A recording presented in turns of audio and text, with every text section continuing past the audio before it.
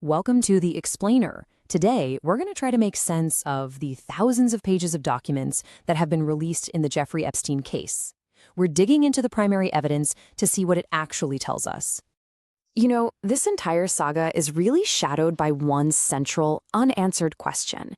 It's a question about crime for sure, but it's also about power, silence, and, well, institutional failure.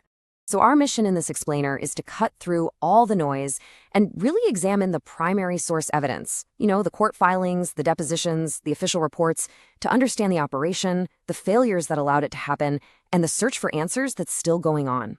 Okay, so let's dive right in by looking at what the court documents tell us about how this network allegedly functioned day to day, straight from the people who were actually there. A lot of the first-hand testimonies describes recruitment starting with something that sounds completely innocent, just a simple phone call. This quote, which comes from a deposition, really details how a simple invitation from Ghislaine Maxwell could be the entry point into Epstein's entire world. But that sense of innocence, it gave way to intimidation really, really quickly. This testimony here from a former employee, Alfredo Rodriguez, shows how threats were used to enforce silence. He explicitly states on the record that he feels intimidated and afraid even years later. And these individual stories, they all fit into a much broader pattern. The documents detail this whole system of control built on surveillance and fear.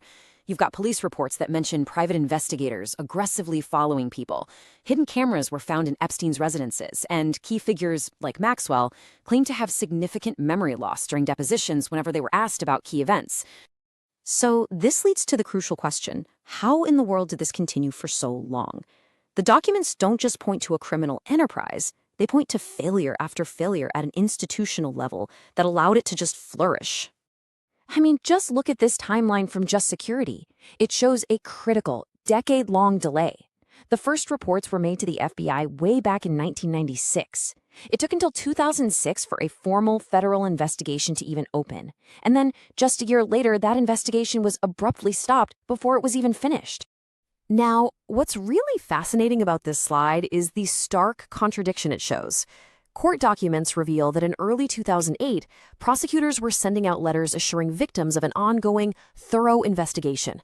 But they were sending these letters months after they had secretly signed the now infamous non-prosecution agreement with Epstein's lawyers. And the handling of the case drew some incredibly sharp condemnation from the judiciary itself. In a later ruling, Judge Newsom of the 11th Circuit, he didn't mince words. He noted that victims weren't just left in the dark. They were, and I'm quoting, affirmatively misled by the very people who were supposed to be delivering justice. This all brings us to the end of Epstein's life. His death in a federal jail, of course, sparked a huge wave of conspiracy theories, but a Department of Justice report reveals a cascade of just clinical, documented failures that made it all possible. And just take a look at this. These are the official prison count slips from the night Epstein died. The Department of Justice's own investigation found that correctional officers actually falsified them, signing off on inmate counts they never even conducted.